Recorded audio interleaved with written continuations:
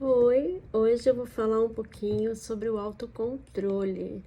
Como a gente ter autocontrole? Acho que todo mundo quer saber, né?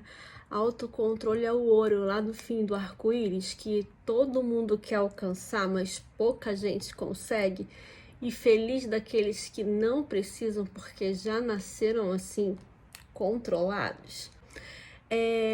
A gente devia aprender o autocontrole desde pequeno, né? Mas os pais nem sabem que precisam ensinar isso para os filhos. É aquele famoso respira e conta até 10. 1000, né? Às vezes precisa ser até 1000 e o respira tem que ser corretamente. Como é que a gente faz para ter controle emocional sem cambalear com ansiedade ou se afundar na depressão, sem quebrar tudo numa crise de raiva ou chorar até desidratar, escondido num banheiro, no trabalho? E se você não sabe como fazer, deixa a preguiça de lado e vem comigo nesse vídeo até o final. Aprenda a ser dono de si mesmo, dos seus sentimentos e dos seus pensamentos e mandar neles em vez de ser escravo desses arroubos inconvenientes. O autocontrole é uma das forças de caráter, e força de caráter nós temos 24. E se você não sabe o que é uma força de caráter, você não sabe o que está perdendo, porque ela nos ajuda a controlar todas as situações, né, que a gente vive, desde que elas estejam em equilíbrio, nem muito usadas, nem pouco usadas. E para isso a gente precisa treinar aquelas que a gente não tem. E aí a gente vai pensar como treinar esse autocontrole. Se você não tem, você tem que controlar, tem que treinar. E aí, meu amigo, você tem que ter perseverança. De um atleta que treina diariamente para um jogo olímpico, é necessário que a gente tenha essa perseverança.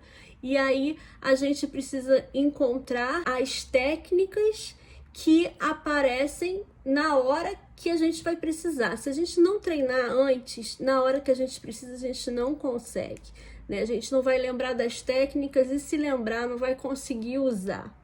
E o que a gente pode fazer para conseguir esse autocontrole, para se controlar melhor? E eu vou dar algumas dicas. Uma das formas da gente ter autocontrole é escrevendo uma lista de coisas que te deixam descontrolado. E aí, seja qual for a sua perda de controle, se for compulsão, se for mania, se você é acelerado, ciumento, se você fica irritado, desanimado, deprimido, ansioso, o que te deixa desta forma, né? Observe cada uma dessas situações e os gatilhos que te levam a elas. Depois que você fizer essa lista, instrua as pessoas que convivem com você a lidar com isso de uma forma que pode te ajudar e não que possa te prejudicar. Porque muitas vezes as pessoas que estão em volta não sabem o que fazer e acabam atrapalhando mais ainda a situação. Depois você pode também verificar seus pensamentos. Antes de você perder o controle, os seus pensamentos eram reais? Eram verdadeiros? Tinha alguma coisa que evidenciava de fato aqueles pensamentos?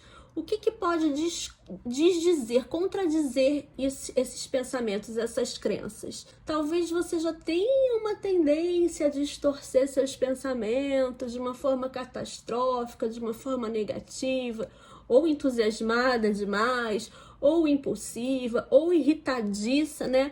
Observa se você já sentiu isso antes e se você realmente está correto quanto à eficiência dos seus pensamentos.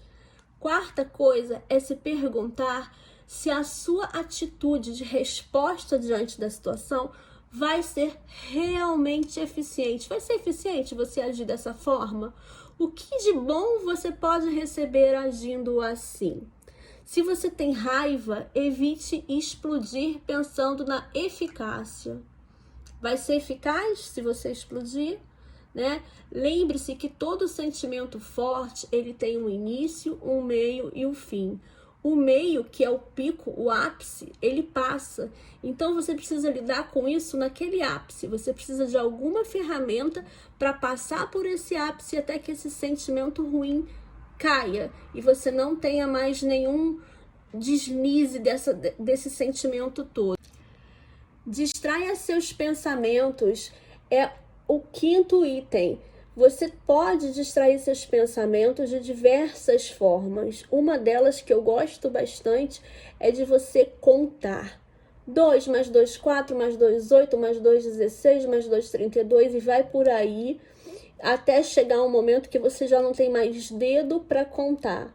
Por quê? Porque nesse momento você vai estar tirando o seu cérebro que está lá no emocional para o racional. Ele vai ficar confuso, ele não vai saber para onde andar. E aí vai diminuir esses sentimentos ruins.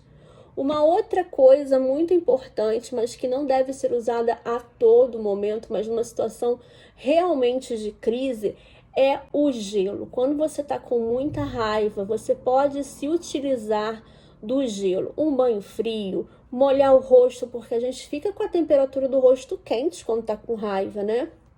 Molhar o rosto, beber água, segurar gelo o máximo de tempo até a raiva passar. Isso faz com que ela baixe.